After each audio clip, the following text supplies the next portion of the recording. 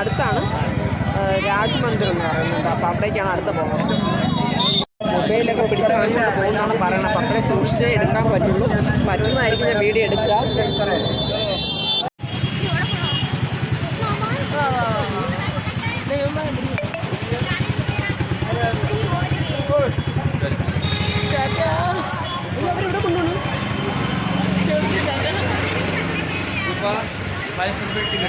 ₹5 ticket എടുക്കണം. രണ്ടാമത്തെ അമ്പലത്തിൽ വന്ന് ഇവിടെ ടിക്കറ്റ് എടുക്കണമായിരുന്നു. ടിക്കറ്റ് എടുത്തു. ഇങ്ങനൊരു ഗുഹയുടെ സെറ്റപ്പാണ് കേട്ടോ. അതിനകത്തുകൂടിയാണ് നമ്മൾ നടന്ന് പോവേണ്ടത്.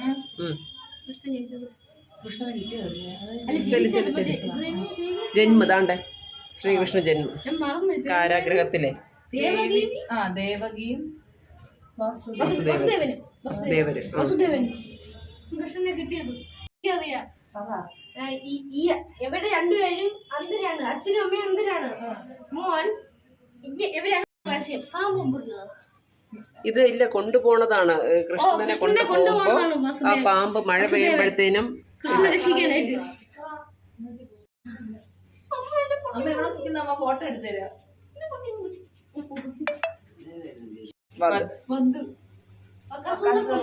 അത് ഞാൻ കണ്ടിട്ടില്ല.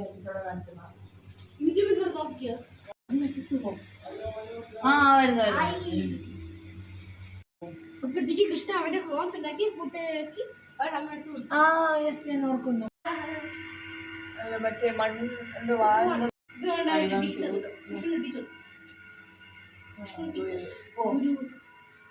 ഇത് കൃഷ്ണനും അവന്റെ കൂട്ടുകാരും കൂടി വെണ്ണാക്കാൻ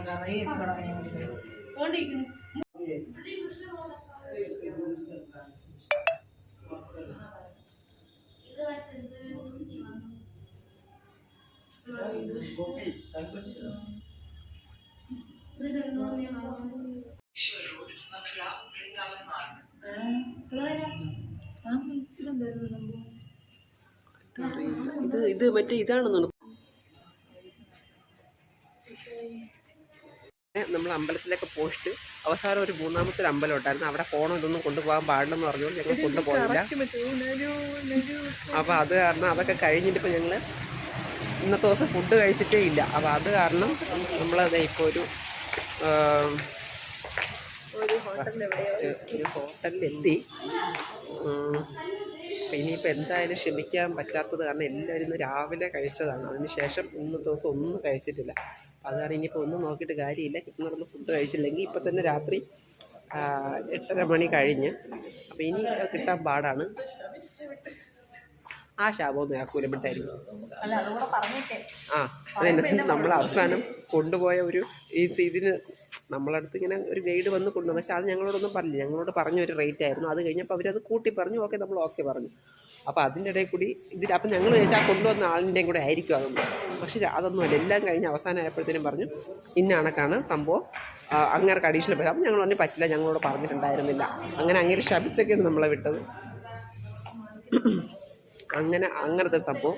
അപ്പോൾ ഇതെല്ലാം കഴിഞ്ഞപ്പോൾ നമ്മൾ ഫുഡ് കഴിക്കാനായിട്ട് വന്ന് ഫുഡ് കഴിക്കാൻ വന്നു. ഇനി എന്തെങ്കിലും കഴിച്ചില്ലെങ്കിൽ പറ്റില്ല എന്നുള്ള സ്റ്റേജ് ആയിട്ട് നമ്മൾ ഫുഡ് കഴിക്കാൻ കയറി. പിന്നെ എന്തെങ്കിലും ഫുഡ് കഴിക്കട്ടെ. ശരിക്കും ഒരു വഴിയായിട്ടാണ് ഇരിക്കുന്നത്. അത്രയ്ക്ക് തളർന്ന് ഫുഡ് കഴിക്കാൻ ഇരിക്കുകയാണ്. അപ്പോൾ നമ്മൾ ഫുഡ് ഓർഡർ ചെയ്ത് നമുക്കായിരുന്നു എന്തൊക്കെയോ കൊണ്ട് വെച്ചിരിക്കുന്നത്. സവാളയൊക്കെ കൊണ്ടിങ്ങനെ വെച്ചാൽ സവാളയും ഇതെന്താ പച്ചമുളകാണോ? അയ്യോ, പച്ചമുളക് അരിഞ്ഞുകൊണ്ട് വെച്ചിരിക്കുന്നത്.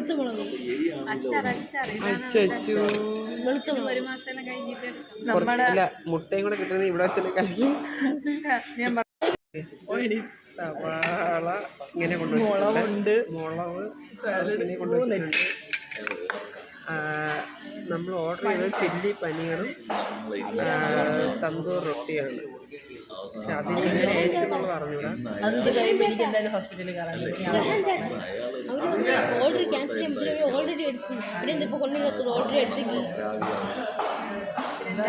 ഭയങ്കര രീതി അത് ചിലവായിക്കോളൂ.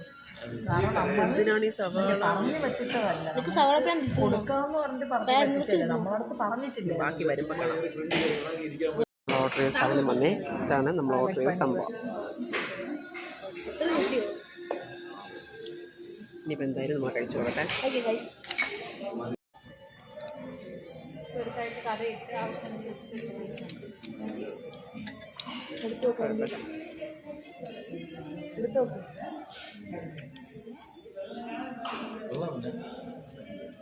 കറിയോ ഇത് കൊള്ളാം.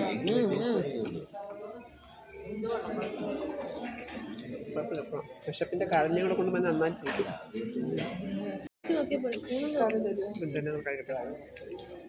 കഴിച്ചിട്ട് ചേച്ചി റൂമിൽ